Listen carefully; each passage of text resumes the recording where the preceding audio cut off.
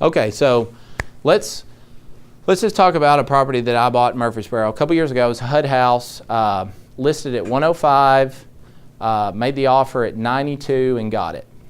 So put 20% down. It's less than 20 that I put on it. So I owe like 70, 73 now. Had to put some more cash into it to get it fixed up. Ended up having like 35 in the house with the down payment. So the 70 is not mine. That's the debt. That's the debt service that I have to pay down. So the loan is amortized, meaning I pay off interest and principal each month. Also, it's in escrow, meaning escrow means an account where you pay your taxes and insurance from. So no, that's not my money. Okay. Now what Matt's talking about, and Sarah knows too. Yeah, exactly. So the two properties that I have right here that I've attached for you guys, Sarah just mentioned it. It's a strategy a lot of people at Rent are doing. It's called buy, rehab, rent, and refinance. And what you're talking about, Matt, is the additional equity that is created when that second appraisal comes in and the value of the home is skyrocketed because you took a property that needed repair, you fixed it up, you got a tenant in there, you took that lease to a lender and said, okay, get me a new appraisal on this. They came in, the appraisal came in way over what you have invested in the property. That spread you get to keep if you want to. That's what I was. And most, from what I understand, correct me if I'm wrong, but most people banks that do that kind of loan in Nashville, they'll lend you 70% of the equity. They want to keep 30 in the bank and the property just to make sure you don't over leverage yourself.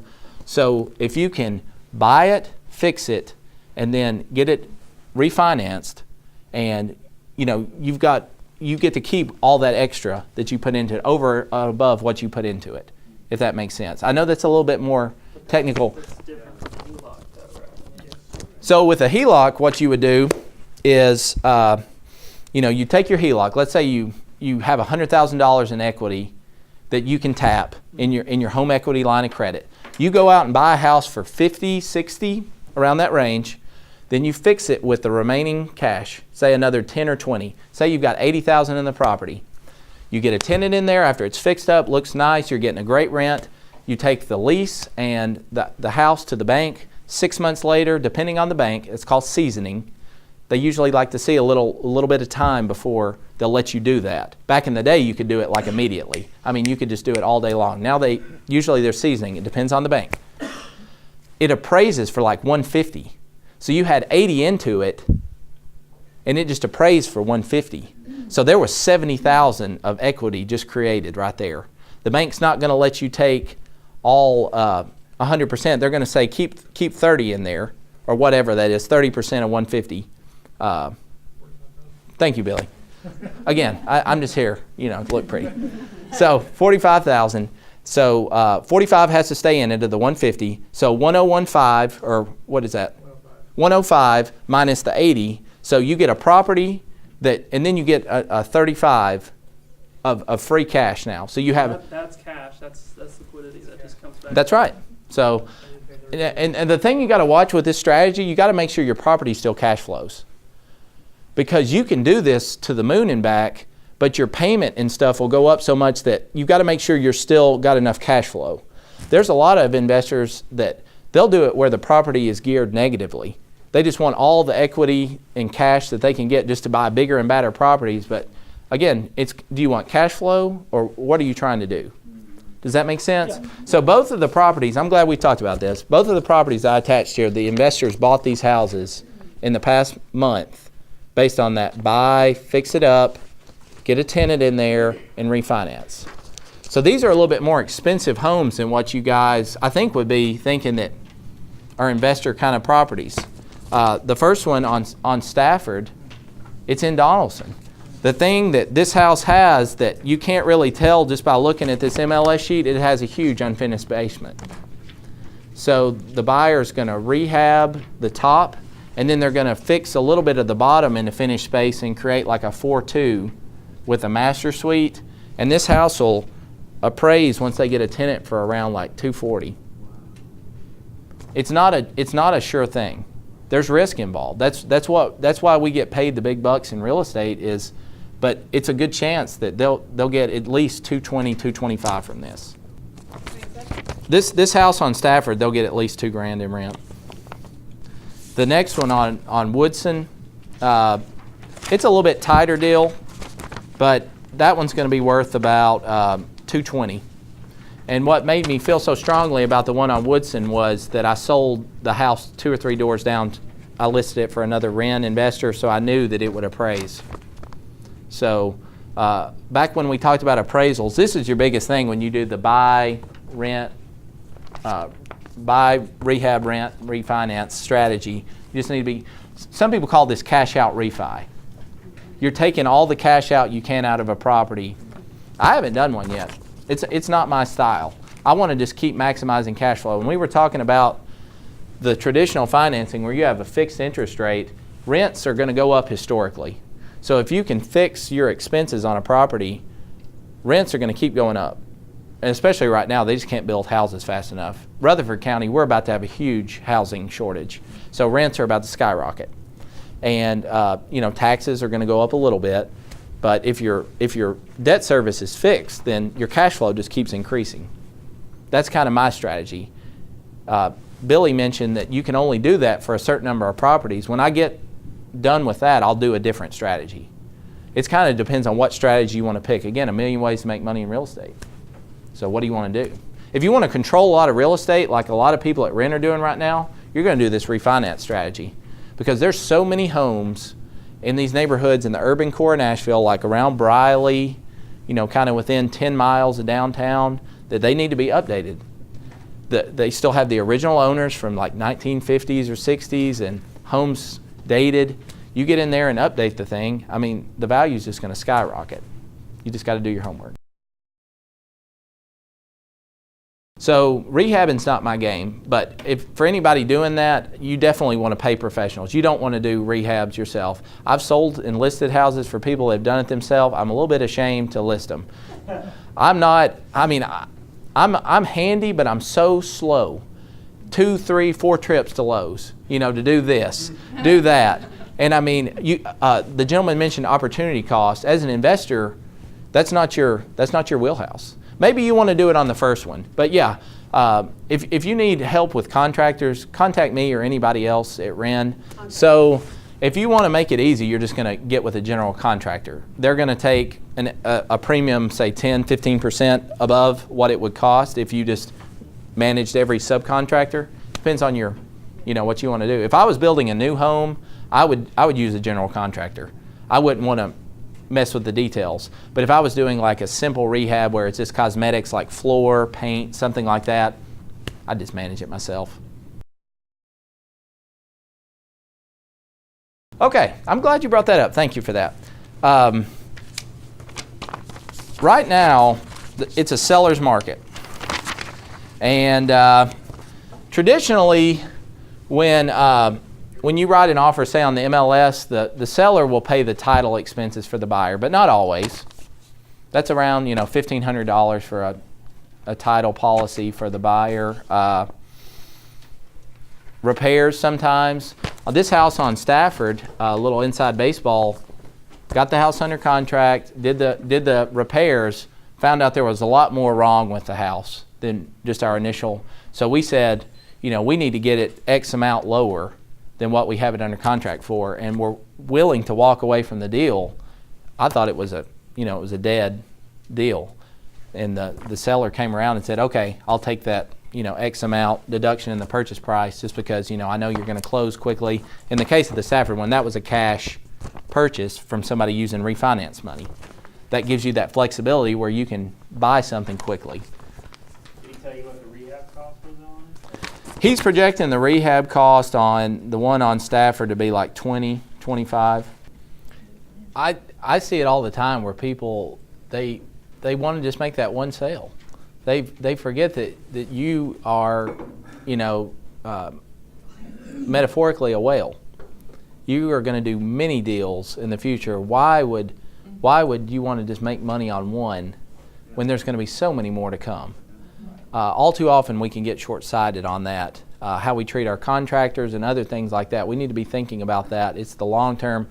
Me personally, I want to be here at Ren for the next 20, 25 years. I think we can all agree that there's people in the group that as soon as the market changes a little bit, they're going to disappear, and we're never going to see them again. I challenge all you to, let's make it long term. I think with, in real estate, we have these contingencies in the contract so that you don't make a bad decision. If you make a bad decision, you're going to tell everybody don't buy real estate.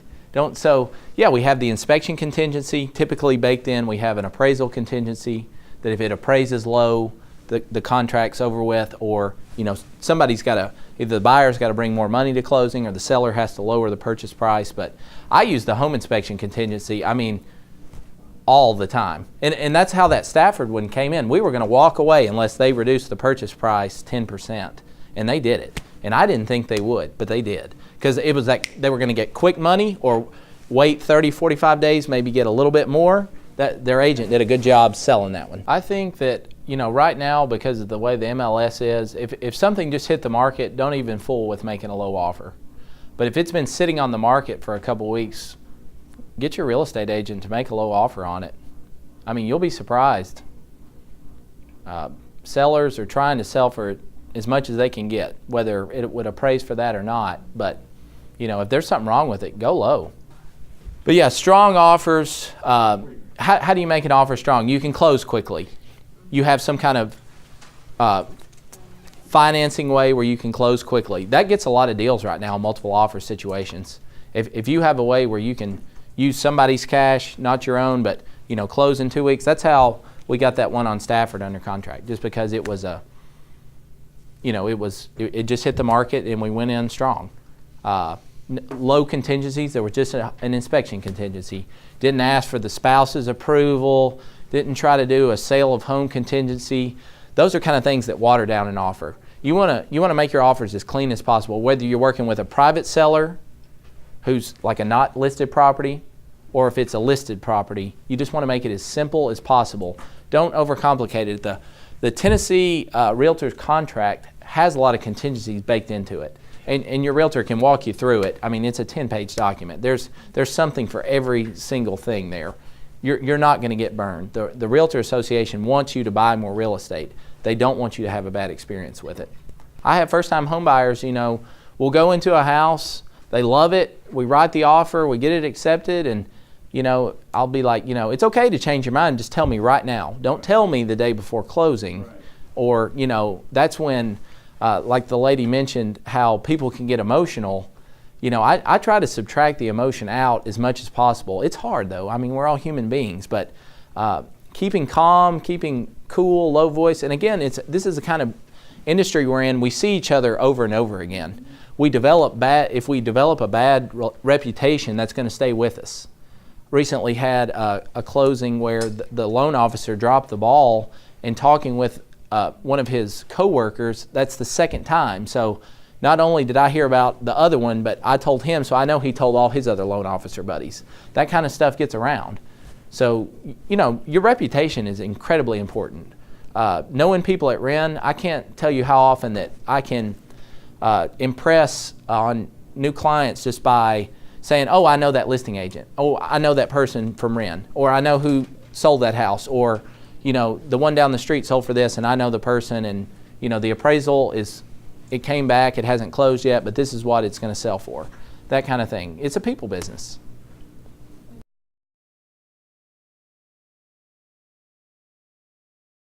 Are you making offers on that many though? No. Why not? Because it's not right. They haven't been right. Okay. I've done 2 so far. You don't think you can disqualify them over the internet though? I do, but the ones that I'm interested in are still worth looking at. Still you need to see. Getting inside. Okay. And looking at. That's your prerogative. I typically with just a pretty house home buyer, I can show them 5 houses and we'll at least write one strong offer. I try to disqualify as many properties as possible just over the internet or something, like looking at the reasons we don't want to buy it. we look at all the tools. Never before in the history of real estate have we had so many tools at our disposal where we can shop online. That's a blessing and a curse. When I first began my rambling little intro, I couldn't ever decide what I wanted to do. So that's just a human thing. The question is, when I'm looking at a property, how do I know when I want to rehab it and resell it, or when I want to buy and hold and I want to keep it? It's a great question. The numbers is what Billy's saying, and he's right. I would look at the area. Are you looking for cash flow, or are you looking for capital gains? I think it comes back, sir, it's just like, what do you want? I mean, I'm just a little bit inherently lazy. I came from farm business background. I mean, I grew up where it's just, you do stuff. You're busy all the time. Whether that translates into productivity and, and a return, not so much. But like with real estate, you can sit in your boxers and make a fortune. It just depends on what do you want free time? Do you want to, have a big business and show everybody that you're a hot shot, developer, or you want to be a quiet little millionaire? You want to travel? It's kind of like real estate's the vehicle that's going to take you where you want to go. And everyone, that's a unique to all of us what we want from it. I like the self-storage stuff they talked about a couple weeks ago. I mean, lucrative. Woo! I mean, they're hard to find though, because everybody knows that. One of our guests at the Rutherford meeting a couple months ago, he's a retired MTSU professor. He bought a self-storage facility last year. It's doubled in value in a year. I mean, I think you just need to take your time, figure out what you want to do at Ren, and then do it.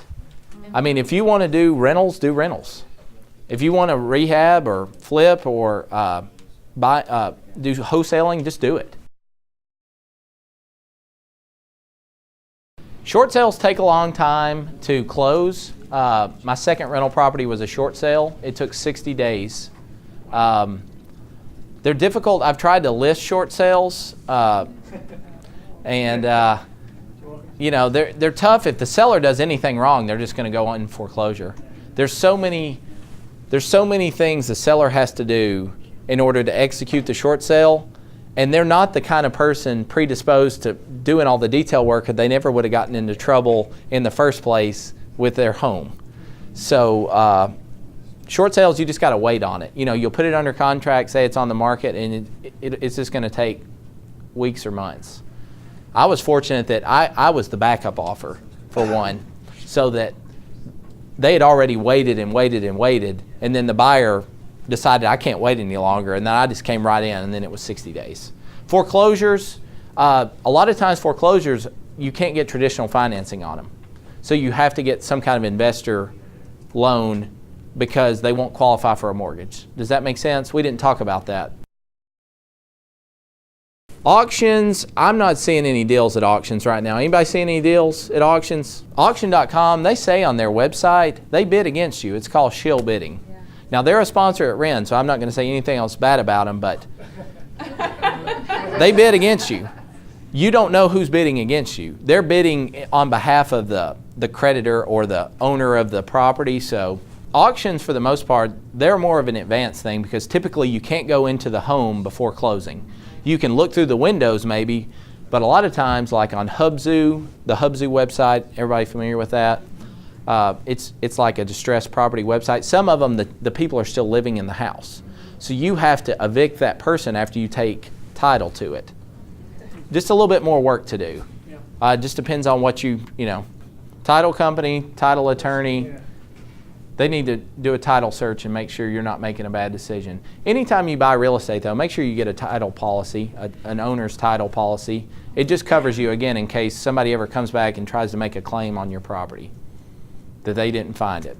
And some of those that are auctions, you can't buy title insurance on them. Less and less now because the banks have gotten through all that toxic inventory. But, again, back to your real estate team, I didn't put attorney on here, but there are sponsors at Ren who are title companies and attorneys. Ask them about it. That's beyond I can't look at that kind of stuff. I don't have access to those tools. So was this helpful to you guys? Yeah. Okay. I'm happy to help with any and all questions about listed properties. I would love everyone's card in here if I don't already have it, just so we can stay in touch. I try to go to all the rent events. Just say hello sometime. Let's see, if we can't help each other. I know a lot of cash buyers who are my friends at Ren that if you come across something that you can't execute on, I won't get in the middle of it. That's not what I do. I just help people there, and I'll get to list it whenever that person sells it. So, let's work together on something.